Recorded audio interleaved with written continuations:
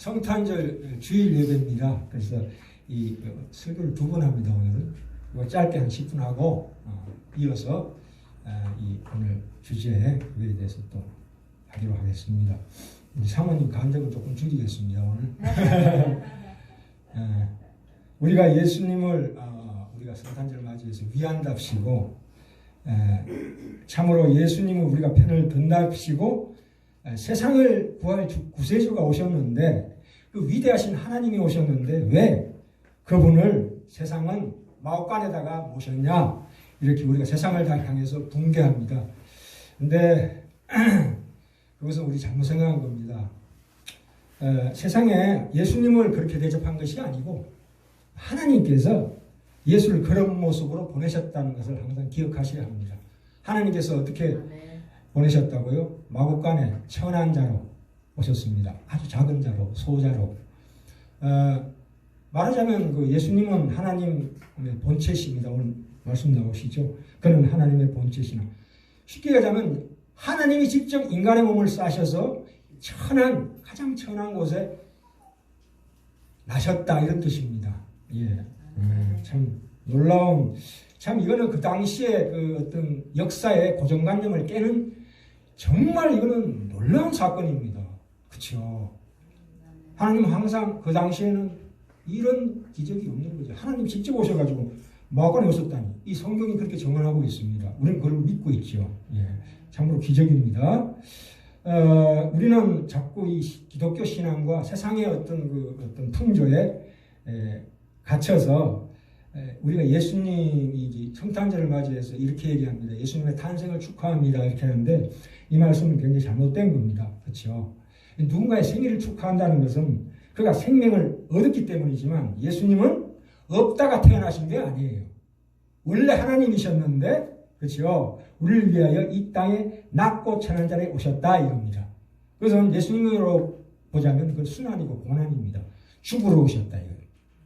이게 성탄절입니다. 예수님은 하나님이 땅에 죽으러 오셨다. 이 무한한 하나님이 이 유한한 이 인간의 세계에 오셨다는 것이 참으로 고귀한 희생을 의미하는 우리 성탄절입니다. 그죠?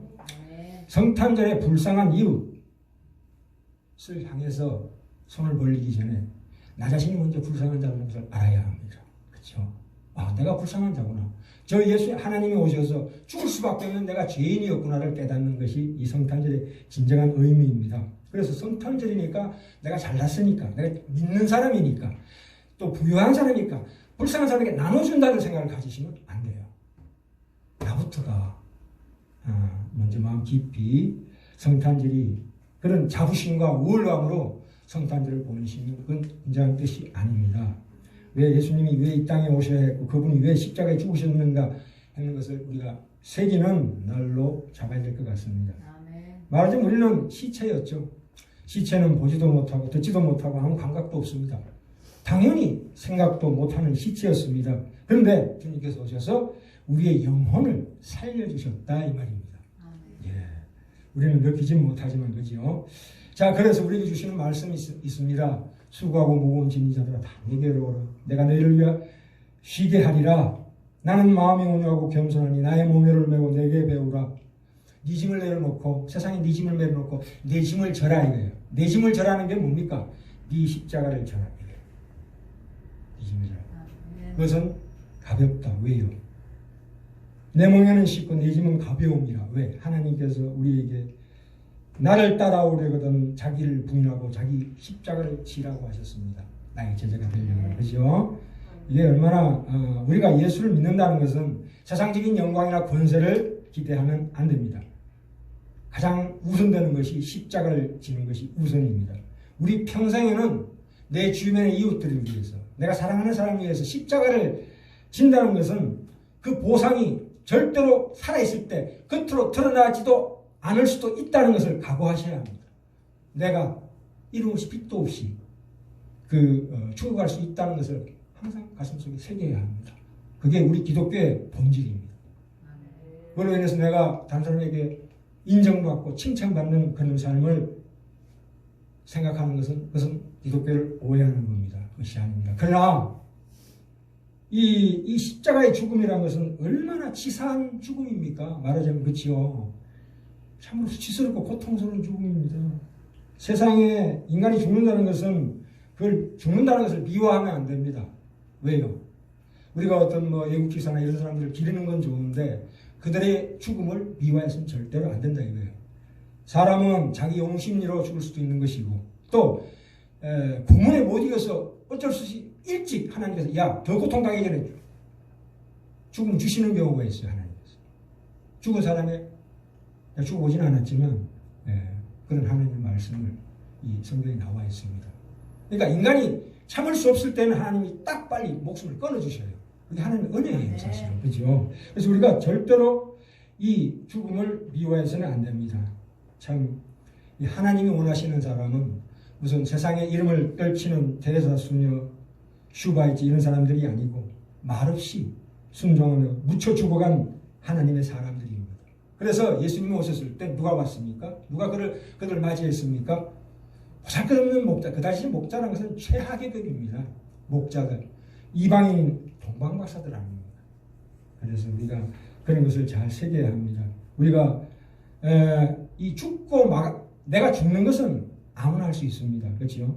섬기고 죽는 것은 특별한 재주가 필요 없습니다. 그렇죠? 이게 이렇게 가장 중요한 진리입니다. 내가 예수 그리스도를 따르는 제자로서 십자가를 지고 자기를 부인하고 살면 하나님이 내가 있는 곳에 구원을 베푸시고 하나님의 영광을 드러내실 것입니다. 내 영혼에 참으로 귀한 큰 희락과 화평과 의를 우리에게 선물로 주실 것입니다. 그것은 세상에 빼질 수가 없습니다. 그리고 우리는 죽었을 때 참으로 귀한 하나님 앞에서 크게 칭찬받고 의와 평강의 멸류관을 쓸 줄 믿습니다. 성탄절은 백화점에서 시작되지 않았습니다. 저 말구에서 시작되었습니다. 예수께서 이 땅에 오심으로 시작되었고 그 선물을 우리가 이제 지금 받고 있고 앞으로 받을 것이므로 그걸로 확인되는 날입니다. 오늘 집에 돌아가시면 주변의 자녀들을 불러 함께 기쁨을 나눕시다. 내가 돈이 없고 아프고 그런 현실의 고달픈 조건이 어떠하든 그것으로 이 기쁨을 감출 수 없습니다. 그렇죠? 우리의 마음 깊은 곳에 예수님이 찾아오심에 대한 감사와 기쁨과 기적을 누리는 성탄절이 되기를 간절히 바랍니다. 아멘. 기도하시겠습니다. 하나님 아버지 은혜를 감사합니다.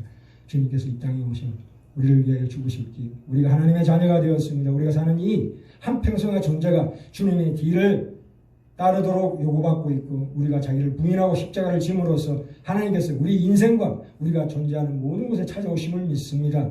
세상이 주님을 중심으로 하여 기뻐하지 않고 돈을 중심으로 하여 기뻐하는 것과 달리 우리가 오직 주님을 모시고 기뻐하는 줄을 그들로 알게 하는 우리의 신앙 고백과 행위가 성탄절을 계기로 하여 우리 평생을 주장하게 하여 주시옵소서. 아멘. 예수님의 이름으로 기도합니다. 아멘. 자, 이어서 이제 본격적으로 본론으로 들어갑니다.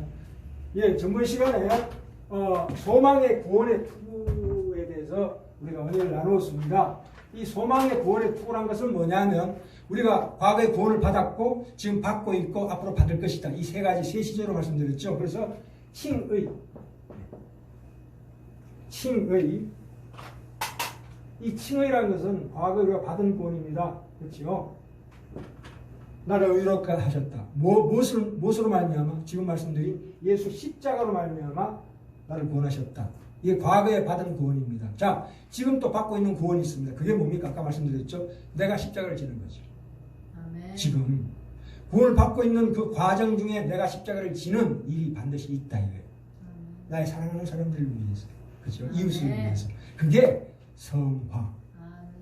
이루어져가는 지금 현재 우리가 받고 있는 구원입니다. 절대 구원이 끝나지 않았습니다. 내가 왜 상관이 이렇게 고통을 오느냐? 그거 내가 십자가를 지는 거예요. 기쁘게 지셔야 합니다. 네. 그래서 우리가 자라나고 있어요. 비록 우리 겉은 후패하나 아프고 힘들지만 내 속 영혼은 날로 새롭도다. 그렇죠? 이게 구원이 이루어져 가고 있는 거예요. 내가 아무리 못났어도 하나님 그렇게 나를 영혼을 성장시켜 주십니다. 그걸 확인하시기 바랍니다. 그렇죠? 자, 그래서 결국은 영화로 갑니다. 뭡니까? 십자가는 뭡니까? 부활입니다. 부활의 영광. 이게 바로 구원의 투구에서 투구를 소망의 구원의 투구를 쓰라 했을 때 그 구원의 투구의 내용입니다. 예. 우리가 노루 때린 막대기 3년 국 끓여 먹는다고 말했죠. 우리가 그 기독교 방송을 들어보면 제가 욕하는 건 아닙니다. 간증 시간에 나오면 전부 과거에 내가 어떻게 악한 사람이었는데 어떻게 하나님을 만나고 어떻게 선한 사람이 되었다고 그걸 간증합니다. 그런 것은 과거 했던 거를 계속 울고먹는 거예요. 언제까지 울고먹어요? 이제는 지금 현재 받고 있는 구원과 미래에 받고 있는 구원에 대해서 우리가 얘기할 때입니다. 실제로 진실로 성화가 되어 있는 사람은 감정이 없어요. 감정이 없다고요. 질그릇에 보배를 가졌다는 것은 그 질그릇에 우리가 예수 그리스도라는 보배를 가졌다는 것은 내가 질그릇인데 질그릇이라는 게 뭐예요? 보잘것없는 인생이에요. 우리의 일상이에요. 그날 갖고 다람쥐 쳇바퀴 돌 것 같은 이 삭막한 삶 속이 그것이 하나님 우리에게 주시는 은혜예요. 아멘. 일상 가운데서 내가 기쁨을 누리지 못하면 다른 데서 기쁨을 찾을 그게 자꾸 버릇되면 엉뚱한 길로 갑니다. 우리 일상에서 이 힘든 일상에서 기쁨을 우리가 창조하는 우리가 믿음의 사람이 되어야 되겠습니다. 그죠? 지금 그 6번째 무장 들어갑니다. 6번째 무장이라는 게 뭐냐면 이 성령의 검입니다. 성령의 검, 곧 하나님의 말씀이다. 이렇게 얘기했습니다. 그죠? 근데, 전번에, 뭡니까? 진리의 허리띠라고 그랬죠. 진리의 허리띠. 진리의 허리띠도 하나님의 말씀이고, 성령의 검도 하나님의 말씀이다. 이 얘기입니다. 근데 이게 약간 달라요. 진리의 허리띠에 하나님의 말씀이라는 것은 아까 말씀드렸죠. 우리가 구원받았다. 그래서 우리가 저 영원한 천국에서 내가 영생 복락을 누릴 것이다 하는 이것이 구원의 진리의 허리띠입니다. 그렇죠? 우리는 이거는 이제 차고 있는 거 아닙니까? 그렇죠? 항상 차고 있는 거예요. 그리고 이 복음 평안의 복음 예비하신 이것도 우리가 항상 신고 있습니다. 왜? 내가 있는 곳에서 내가 빛과 소금의 역할을 감당해야 되니까 흑암 가운데 어딘가에 나를 꽂아 놓으셨다 이거죠. 그죠? 그리고 믿음의 방패라는 것은 뭐냐면 오늘 말씀드렸죠. 그 사단이 공격해 올 때 너는 네가 구원받은 존재가 그게 뭐냐? 이 꼬라지가 뭐냐 했을 때 우리는 믿음의 방패 아니다. 나는 비록 부족하고 악하지만 예수 그리스도는 의로운 분이시고 완전한 분이시다. 그걸로 방패를 삼아라 이거죠. 마귀가 공격을 합니다. 이거는 말하자면 지금은 이 차원에서는 지금 구원이 받았냐 안 받았냐 이 차원이 아니에요. 이거는 마지막 전쟁입니다. 영적인 전쟁이에요. 삼위일체를 제한한 보이지 않는 악한 영들에 대해서 내가 영적으로 바로 서는 겁니다. 그렇죠? 네. 그래서 자 성령의 검 하나님의 말씀을 가지라는 것은 뭐냐면 이거는 자 방어 무기예요. 말하자면 전체적으로 그렇죠? 공격 무기가 아니에요. 그러나 단 이 성령의 검 하나님의 말씀은 공격 무기예요. 저걸 제압하는 거죠. 물리치는 겁니다. 참 그 6번째 무장 다음이 또 더 중요합니다. 무시로 기도와 간구로 성령 안에서 해라는 그 말씀이 더 중요합니다. 그래서 다음 시간 11번째, 12번째 그걸로 마칠까 하는데 이 야고보서 4장 7절에 보면 마귀를 대적하라 그리하면 너희를 피하리라 그랬습니다. 그래서 우리가 이 마귀의 괴계를 너희 대적하기 위하여 하나님의 전신갑주를 입어라 했는데 이 마귀가 뭐냐? 그 유다서에 보면 9절에 보면은 천사장 미가엘이 모세의 시체에 대하여 변론할 때 감히 회방하는 판결을 쓰지 못하고 다만 말하되 주께서 너를 꾸짖어 주시기를 원하노라 하였노라 이렇게 말씀이 나와 있습니다. 이게 무슨 얘기냐면 우리가 마귀를 우스개로 이렇게 그렇게 하면 안 돼요. 우리가 그 치유 집회 가면은 자꾸 마귀를 우스꽝스럽게 묘사를 해요. 그렇게 하면 안 돼. 그 천사장 미가엘이 사단 마귀를 볼 때, 저 형편없는 저거. 그러니까 마귀가 미가엘을 못 이긴다고 그랬죠. 천사장 미가엘을 못 이겨요. 똑같은 천사장이지만 서열이 1위가 미가엘입니다. 하나님의 대장군이죠. 근데 마귀가 못 이겨. 그런데도 주께서 그러잖아요. 야 미가엘아 그렇다고 걔를 업신여기면 되냐. 쟤도 하는 일이 있다. 놔둬라. 지가 할 일을 하니까 놔둬라. 멸시하지 마라. 이렇게 얘기했어요. 그래서 우리가 마귀를 볼 때 그게 기죽어서도 안 되지만 우습게 생각해도 안 돼요. 그렇죠? 신중하게 다뤄야 하는 그 마귀입니다. 그러니까 심판권은 주님께 있어요. 우리가 심판할 수 없어요. 그 얘기예요. 그죠? 그래서 그 마귀를 멸시한다거나 또 너무 두려워해서도 안 된다 이 말입니다. 이 성령의 금이라는 것은 하나님의 말씀입니다. 말씀이 성령님 아니에요. 말씀이 뭡니까? 예수 그리스도의 성육신하신 예수 그리스도 몸이 말씀이에요. 성육신 되었다 그랬지. 육화되었다. 그러나 이제 이 차원에 와서는 성령의 금이 성령이 말씀이 아니에요. 성령의 금이 말씀이에요. 하나님의 말씀이다. 이렇게 나와 있습니다. 뭐라고요? 성령의 금이 뭐라고요? 하나님의 말씀이다. 그 왜 그러냐면 마태복음 4장 1절에 예수께서 어디에 이끌려? 마귀에게 시험 받았더니 누구한테 이끌려? 성령에 이끌려. 와, 이 기가 막힌 사건 아닙니까? 그죠? 그래서 예수님은 성령님이 성경의 저자예요. 그래서 예수님도 그 성경 말씀을 인용해서 마귀를 물리쳤어요. 이 성경은 성령의 감동, 감화하심을 하나님의 영이죠. 받아서 저자들이 쓴 거예요. 그죠? 오직 성령만이 이 말씀을 깨닫게 하십니다. 예수님은 하나님 우편에 계시지만 지금 성령님은 우리 안에 계셔서 이 말씀을 깨닫게 하시는 것입니다. 고린도전서 2장 1절 12절에 나오죠. 우리가 세상의 영을 받지 아니하고 오직 하나님께로 온 영을 받았으니 이는 우리로 하여금 하나님께서 우리에게 은혜로 주신 것들을 알게 하려 하심이라. 2장 9절 10절에도 나옵니다. 오직 하나님의 성령으로 이것을 우리에게 보이셨으니 성령은 모든 것 곧 하나님의 깊은 것이라도 통달하시느니라. 그죠? 그래서 이 성령의 금이라는 것은 다음 시간 좀 더 자세하게 말씀드리겠는데요. 결론을 짓자면 말씀을 어떻게 잘 적용하느냐입니다.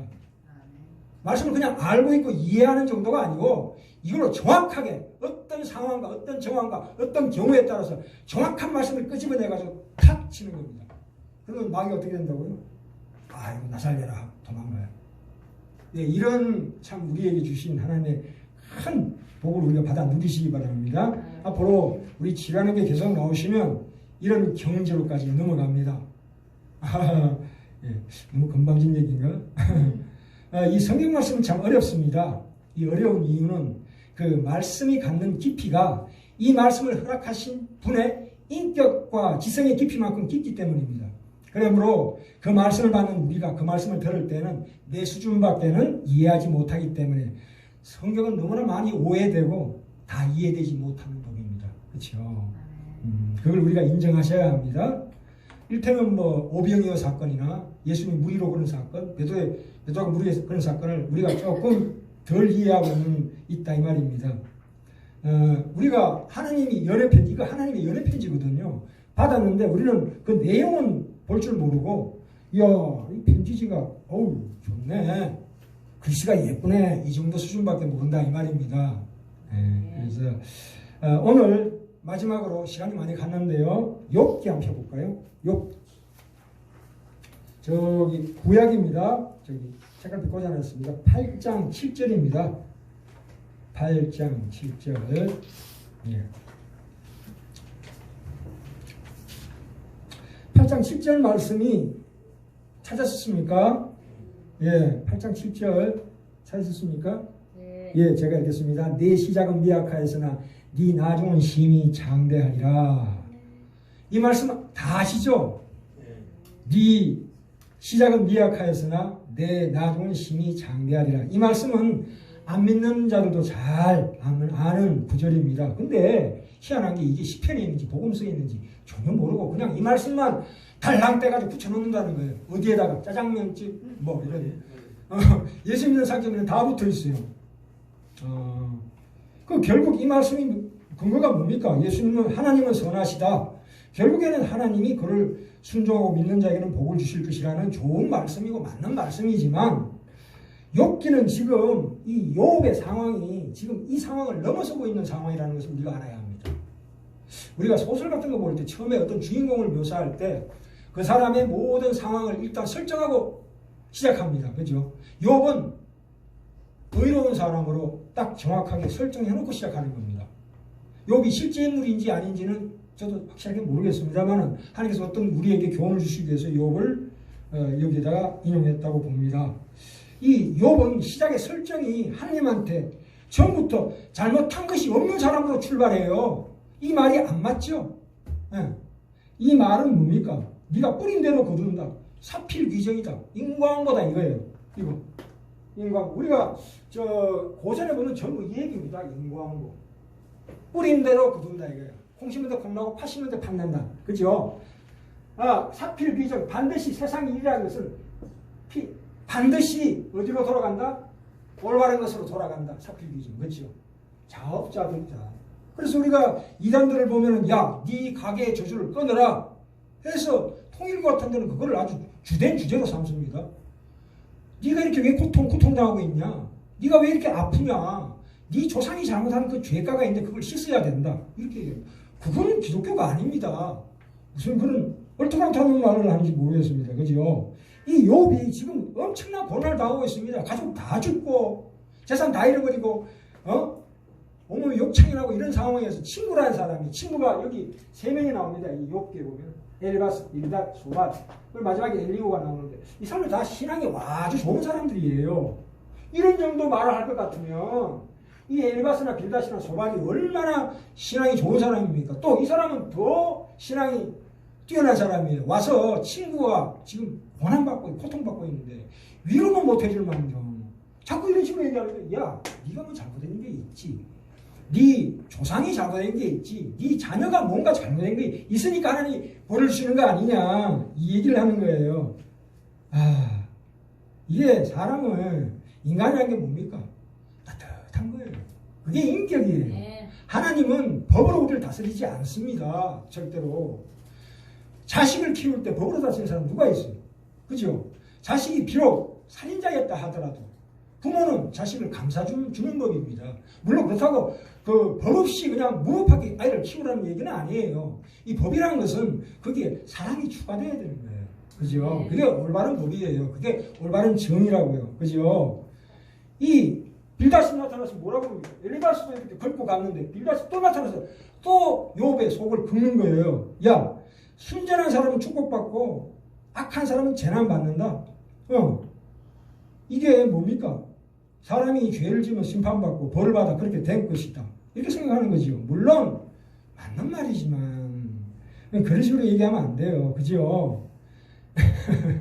아니 지금 친구라는 사람이 지금 고통받고 있는 친구한테 위로를 해줘야 될 거 아니에요. 그죠? 그리고 우리가 이런 식으로 인과응보나 사필이나 자업자득으로 또는 전통으로 전통을 봐라. 항상 옳은 것이 승리하더라. 뭐 이런 식으로 가버리면 어떻게 됩니까? 만약 이것을 내 삶에 적용을 시켜버리면 죽기 전에 내가 더 망하는 사건에 들어가면 어떻게 됩니까? 하나님을 버립니다. 배반합니다. 왜요? 아니잖아요. 지금. 아니 하나님 믿음 복받고 준다는 내가 이게 이 꼬라지가 뭐냐 이렇게 돼버리는 거예요. 그죠? 이런 이분법적인 사고 인과율로만 원성징악적으로 하나님을 제한하는 것은 하나님과 예수 그리스도와 성령님의 세계를 아주 폭좁게 이해하는 겁니다. 그죠? 아니 죄가 없어서 순전한 자가 아니고 죄가 있기에 주님이 오셨는 거 아닙니까? 그죠? 죄가 많은 곳에 은혜가 넘쳤나 로마서에 나오잖아요. 그분의 구원하심을 믿을 때 말하자면 그 믿음도 주시는 믿음이 선행되는 거지만 하나님이 우리를 의인으로 칭하는 거지 내가 의로워서 내가 의인이 되는 거 아니잖아요. 그렇죠? 그게 신앙의 본질입니다. 그러면 우리가 이렇게 얘기하면 어떻게 됩니까? 곧바로 그러면 아무 데나 살아도 되겠네 이렇게 나와요. 그게 죄라는 거죠. 그렇게 되면 내 속에서 그럼 나 마음대로 살아도 되겠네 아무데나 에란 모르겠다 아무데나 살아도 되겠네 그렇게 하면 생각하는 것 자체가 그게 죄라는 얘기예요. 그게 죄다 이렇게 성경이 그렇게 정언하고 있습니다. 그래서 이게 뭐냐 왜 이렇게 막막하냐 왜냐하면 보세요. 이 하나님이 우리가 한번 과거의 역사를 한번 따져봅시다. 이 제가 말하는 것이 아니라 성경이 정언하는 역사입니다. 이 하나님이 천지를 창조하셨다고 합니다. 내가 봤습니까? 안 봤습니다. 그러나 하나님이 천지를 창조하시고 이스라엘 민족들을 샘플로 해서 역사를 주관하고 계신다고 하십니다. 그죠? 우리 다 알다시피 보셔요. 구약에 보면 출애굽이 있습니다. 그 당시에 이집트가 뭐냐면 오늘날의 미국입니다. 이게 무슨 얘기냐면 보셔요. 미국의 속국에 있는 이 식민지 국민들이 일어나서 미국을 뒤집어 엎었다는 거 아니에요. 이게 말이 돼? 이 역사적으로 정언된 건 이게 말이 됩니까? 지금 말로 하자면 미국하고 소련하고 러시아, 중국이, 일본이 우리의 식민지가 된다는 얘기예요. 이게 하나님이 오셔 모세를 보내가지고 그 이집트를 이스라엘 민족들을 끄집어내가지고 홍해를 건너서 가나안 땅에 갔다는 것은 이건 뭐 경천동지할 사건이에요. 그죠? 그 당시의 사람들은 이건 놀라 자빠질 일이에요. 이건. 하나님은 항상 그 고정관념을 깨는 거예요. 역사를 통해서. 그렇죠? 그러다가 잘 살 줄 알았는데 이스라엘이 망했죠. 바벨론에 비참하게 포로로 끌려갔어요. 그리고 400년 동안 암흑기를 맞았습니다. 그런데 예수님이 오셔서 그 상황을 역전시켰죠. 예. 응? 그죠? 와, 이 사건이 얼마나 큰 겁니까? 그래서 오늘날 우리가 이렇게 살아있는 거 아닙니까? 예수 믿고 있는 거 아닙니까? 그죠? 그러면 우리가 앞으로의 역사도 그렇게 봐야 합니다. 지금 우리가 생각하는 고정관념을 깨야 돼요. 역사가 이렇게 그냥 이렇게 흘러간다고요? 아닙니다. 하나님이 역사를 주관하십니다. 어떤 방식으로든 한 놀라운 기적과 영광이 앞으로 세계에 펼쳐질 겁니다. 우리는 상상할 수가 없는 거예요. 그걸 우리가 성경에서 확인해야 합니다. 절대 우리 고정관념, 우리의 인과응보, 사필기적, 자합자적 전통에 의해서 우리의 삶이 주관되는 건 아닙니다. 우리는 예수 그리스도를 통해서 앞으로 참으로 귀한 세상을 만나게 될 겁니다. 그렇죠? 우리는 우리 속에 우리 삶 가운데서 이스라엘 역사를 그대로 체험하게 하십니다. 내가 이스라엘 백성이 되었다가 또한 모세가 되었다가 아브라함이 되었다가 어떨 때는 이삭이 되었다가 야곱이 되었다가 어떨 때는 요셉이 되어서 크게 성공할 수도 있고 하여튼 우리 일생 가운데 이 성경에 나오는 모든 상황이나 모든 역사와 모든 역사를 이끌어가는 주인공들의 삶을 우리의 삶 가운데서 다양하게 체험하는 겁니다. 그게 우리의 구원을 받고 있다는 뜻이에요. 내 삶이 그냥 세상적으로 성공하고 부자되고 출세하는 겁니까? 아니에요. 우리의 삶 가운데 얼마나 많은 이 성경의 역사를 모두 다 섭렵하게 하십니다. 우리로 체험하게 하십니다. 우와, 이거 얼마나 기가 막힌 가치 있는 참으로 놀라운 우리의 가는 길이 그날이 그날 같은 이 삶이야말로 그 속에 하나님이 이런 보배를 우리에게 숨겨놓으셨다 이거예요. 아멘. 그것을 발견하는 우리 시라는 게 성도님들 다 되시길 간절히 축원합니다. 아멘. 이제 이게 무슨 얘기인지 아직은 우왕좌왕하실지 모르지만 이제 하나님의 말씀을 하나하나 정리해 가시면 진실로 내 영혼에 기가 막힌 부활을 체험하게 될 것입니다. 아멘. 기도하시겠습니다. 하나님 아버지, 하나님 우리가 기대하는 것보다 비교할 수 없이 상상할 수 없이 큽니다. 그 크심 때문에 우리를 더 크게 요구하십니다. 우리는 간단한 대답을 하나님께 요구합니다. 내가 건강하고 욕먹지 않고 자존심 세우고 살면 전부인 것처럼 사는 것은 하나님의 자녀다운 모습이 아닙니다. 더 깊은 차원에서의 하나님의 인도하심이 있는 이 인생, 우리의 인생과 운명을 걸고 하나님의 자녀가 되는 믿음의 순종과 그 치열함과 각오와 실천이 있게 하여 주시옵소서. 성령님 도와주실 줄 믿사옵고 예수님의 이름으로 기도합니다. 아멘.